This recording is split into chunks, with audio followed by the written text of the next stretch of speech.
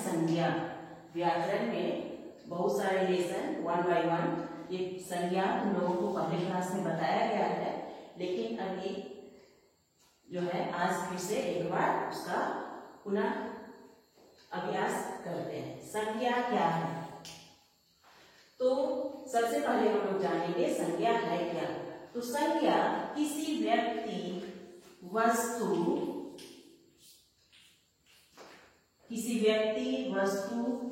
स्थान या भाव के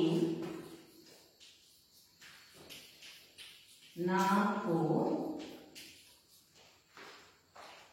संज्ञा कहते हैं। क्या कहते हैं? संज्ञा कहते हैं।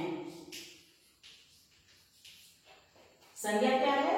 किसी व्यक्ति, वस्तु, स्थान या भाव के नाम को हम संज्ञा कहते हैं।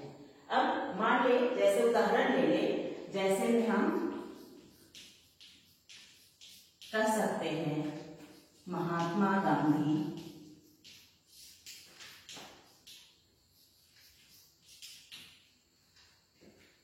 दिल्ली,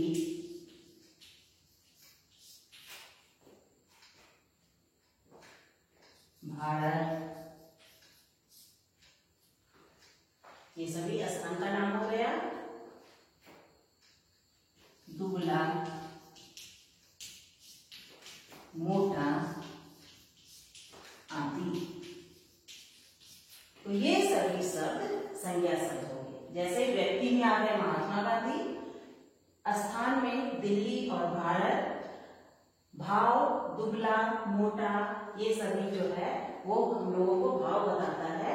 तो ये सभी शब्द क्या हो जाएंगे? संज्ञा शब्द हो जाएंगे। तो एक बार फिर से, किसी व्यक्ति, वस्तु, स्थान या भाव के नाम को संज्ञा कहते हैं। जैसे महात्मा गांधी, दिल्ली, भारत, दुबला, मोटा, पतला आदि, ये सभी शब्द संज्ञा शब्द होंगे। अब आगे बढ़े तो संज्ञा के 3 भेद होते हैं। संज्ञा के भेद, संज्ञा के 3 भेद होते हैं। पहला व्यक्तिवाचक संज्ञा,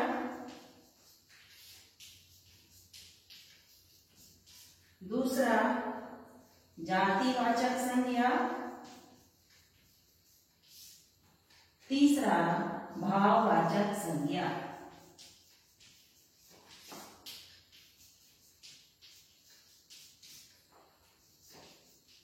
तो संज्ञा को मुख्यतः 3 भेद बताए गए हैं। संज्ञा के 3 भेद बताए गए हैं। पहला व्यक्तिवाचक, दूसरा जातिवाचक, तीसरा भाववाचक। अब हम लोग एक एक करके जानेंगे कि ये व्यक्तिवाचक संज्ञा क्या है, जातिवाचक संज्ञा क्या है और भाववाचक संज्ञा क्या है। तो सबसे पहले हम लोग जानते हैं व्यक्तिवाचक संज्ञा। व्यक्तिवाचक संज्ञा वे संज्ञा शब्द होते हैं जिसमें किसी विशिष्ट, कहने का अर्थ है कोई खास, किसी खास व्यक्ति, किसी खास स्थान या कोई खास भाव को बताता है, वे शब्द व्यक्तिवाचक संज्ञा कहलाते हैं। जैसे यहाँ उदाहरण देखें हम लोग, महात्मा गांधी। तो महात्मा गांधी क्या है? ये सभी को हम लोग महात्मा गांधी नहीं कह सकते हैं। वे एक खास व्यक्ति है, उन्हें सब लोग जानते हैं। उनका नाम दूसरे जगह ऐसे ही नहीं बताया जा सकता। वो महात्मा गांधी है, वे एक खास व्यक्ति है। उसी तरह से दिल्ली, दिल्ली कहने का मतलब एक स्थान का नाम है और वह एक जगह, वह जो है हमारे भारत देश की राजधानी है। उसी तरह से भारत हमारा देश है। दुबला, जो दुबले है, तो ये सभी महात्मा गांधी, दिल्ली, भारत, ये सभी शब्द जो है क्या होंगे? ये व्यक्तिवाचक संज्ञा होंगे। जैसे कुछ उदाहरण ले लें, विराट कोहली ने क्रिकेट में शतक बनाए। विराट कोहली ने क्रिकेट में शतक बनाए, तो ये क्या हो जाएगा? व्यक्तिवाचक संज्ञा के उदाहरण।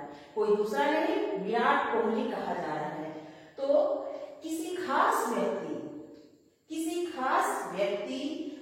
खास और विशिष्ट व्यक्ति का नाम व्यक्तिवाचक संज्ञा। दूसरा है अब व्यक्तिवाचक संज्ञा का, जैसे उदाहरण बताएं हम लोगों को, विराट कोहली क्रिकेट के अच्छे खिलाड़ी हैं, हमारा देश भारत महान है। तो हमारा देश भारत, भारत क्या हो जाएगा, यह एक व्यक्तिवाचक संज्ञा हो जाएगा। उसी तरह से विराट कोहली क्रिकेट में अच्छे खिलाड़ी हैं, क्रिकेट के अच्छे खिलाड़ी हैं, तो दूसरे के बारे में ऐसे ही हम किसी को नहीं करेंगे। विराट कोहली जानते हैं कि वे एक अच्छे खिलाड़ी हैं, उनका नाम चला हुआ है और वे एक खास व्यक्ति हैं, तो इसलिए वह व्यक्तिवाचक संज्ञा के उदाहरण होंगे।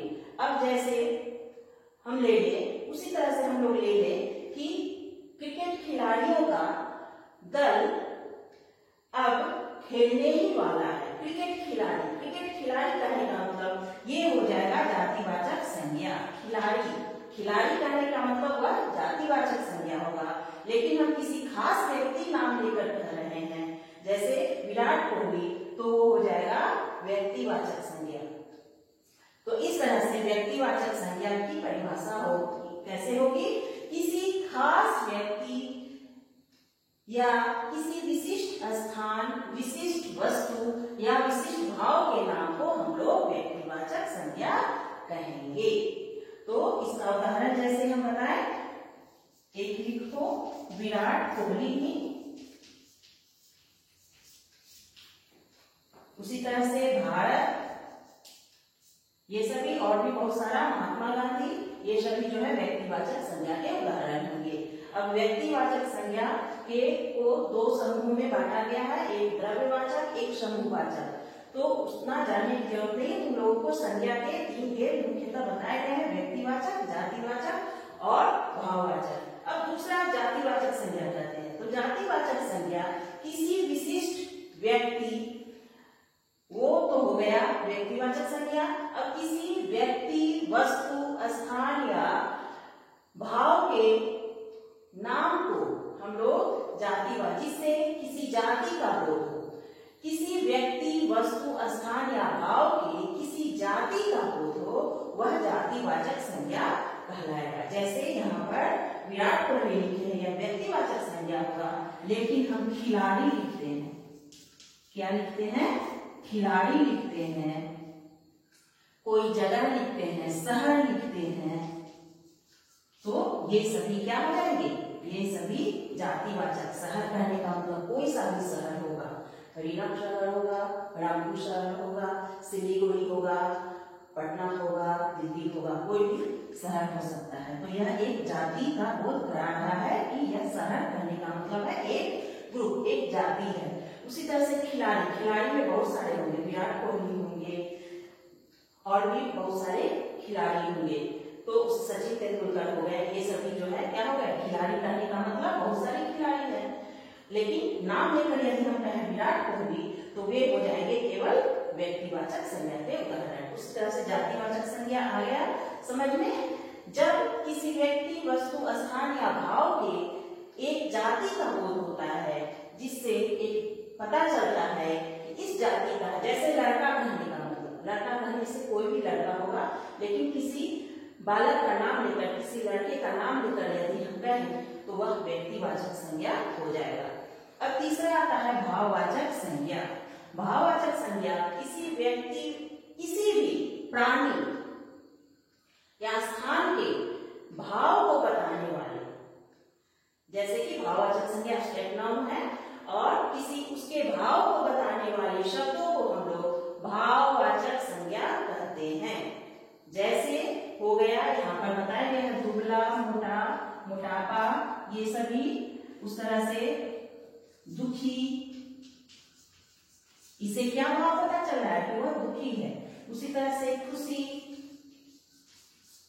इससे हमें पता चलेगा कि सब लोग खुश हैं, सब लोग प्रसन्न हैं। तो ये सभी जो है भाववाचक, कोई भाव बताए, जैसे कि पालू हो गए। तो इस तरह से संज्ञा के तीन भेद हैं, व्यक्तिवाचक, जातिवाचक, भाववाचक। और तुम लोगों को इससे प्रश्न क्या आते हैं, प्रश्न आता है कि जातिवाचक संज्ञा से भाववाचक संज्ञा बनाएं, इस तरह के प्रश्न आते हैं। तो तुम लोगों को जैसे खेल कोई संज्ञा है, संज्ञा शब्द खेल है और उसका भाववाचक संज्ञा हो जाएगा खिलाड़ी। तो इस तरह से ये सभी है। एक बार फिर से संज्ञा क्या है? किसी व्यक्ति, वस्तु, स्थान या भाव के नाम को हम लोग संज्ञा कहते हैं। और संज्ञा के 3 भेद हैं, व्यक्तिवाचक, जातिवाचक, भाववाचक। व्यक्तिवाचक के उदाहरण कुछ उदाहरण है, जातिवाचक के कुछ उदाहरण और भाववाचक के कुछ उदाहरण। तो ये संज्ञा में इतना ही है। तुम लोगों को इसे बुक में देखकर और भी अच्छी तरह